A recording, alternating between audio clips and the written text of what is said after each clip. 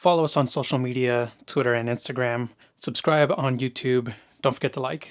Den of Thieves. I've never actually seen this film, but since the sequel's coming out, I had to give it a watch. The film is pretty much like a Steven Soderbergh Ocean's film, but more serious in tone. I got to give a quick shout out to the drone operator because there was a lot of beautiful drone shots. It was very interesting how the conflict escalated between these two gangs. We have one gang is a very efficient military background heist crew versus an exclusive cop squad. I don't know what I forget how this, but I've heard of this. It's like a real thing. There's like cops that kind of operate like gangs, and they operate outside of the law while being inside the law. They're almost like vigilantes, I guess you could say. But there's a lot of moments in the film where it's like who's really one step ahead, and it really puts into perspective the idea of robbing banks or just a heist in general versus working an honest job. It's high risk for high reward, but is it really worth it? Well, also, there's a lot of mutual respect between these two gang leaders. We got Gerard Butler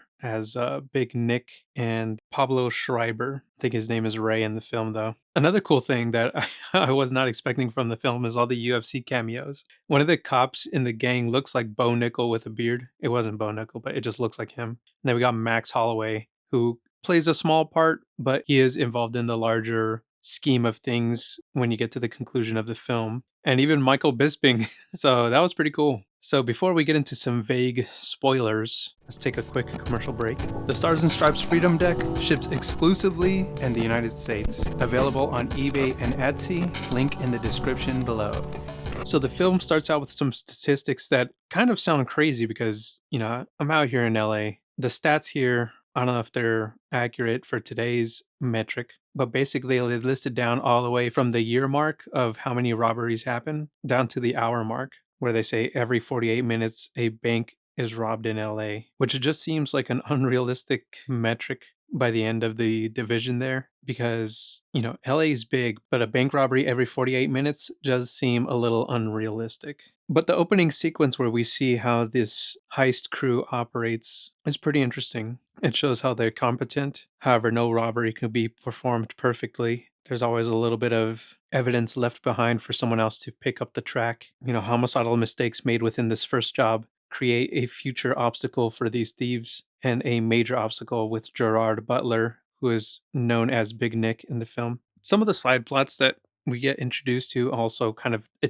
don't feel like they pay off a little bit later because, for example, when we meet Big Nick, we see he has trouble at home. His wife's leaving him with the kids, and it feels a little unnecessary. Like you could have removed that part of the story, but I guess it kind of gives Gerard Butler's character, Big Nick, something to struggle with internally because he's kind of a bad guy and that he's a gangster cop, but also everyone has a weakness, but it doesn't really show in the film how the weakness of his family had any real consequence for him because it's kind of a loose end that doesn't really get tied up later. I guess he gets divorced and, it's like he kind of just accepts it. But other than that, it doesn't really play a major part of the story that adds any narrative value. Then we got Ice Cube Jr. as Donnie, whose story does get a lot more interesting. The best way I can describe this film really is with the Steven Soderbergh comparison because we have who ends up being the Danny Ocean, which is Ice Cube Jr.'s character, as we see later in the film,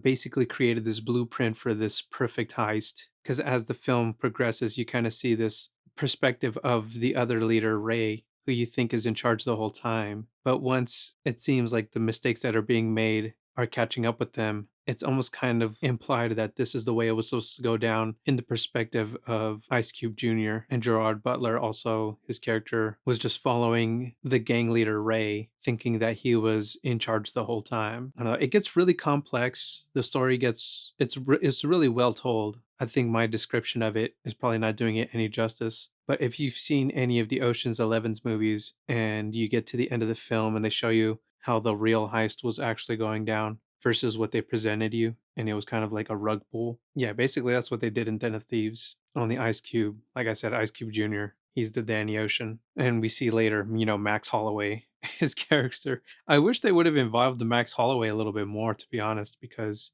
I mean, I guess I get it. His character was not supposed to be known as an inside man, but it still would have been cool to get a little bit more establishing information on him just because it's Max Holloway in a film. This is, I was not expecting to see Max Holloway in a film today or Michael Bisping. So, yeah, I don't know. I'm looking forward to the second one now. With the trailers, they're showing that it's a switch up and Gerard Butler is going to team up with Ice Cube Jr. And from the looks of it, they're somewhere in Europe. So the chemistry already between those two characters I thought was really well done in this first film. And hopefully the sequel is just as interesting with a well thought out complex storytelling from the first one. But yeah, I don't know. I know Steven Soderbergh's making another film this year, also Black Bag, but it doesn't look like a heist film. But this film, Den of Thieves, definitely felt like it had the DNA of a Steven Soderbergh film. I don't know who directed it, actually. Let me look at that. So here it says directed by Christian Gudegast. Anyways, that's it for this episode. For more uneducated expert analysis on film and cinema and the creative field in general, follow us on Twitter at Ghettoplex_MP4, on Instagram at Ghettoplex.mp4, and subscribe to us on YouTube at Ghettoplex. Support American craftsmanship when you buy the Stars and Stripes Freedom Deck. From coast to coast, only available in the USA.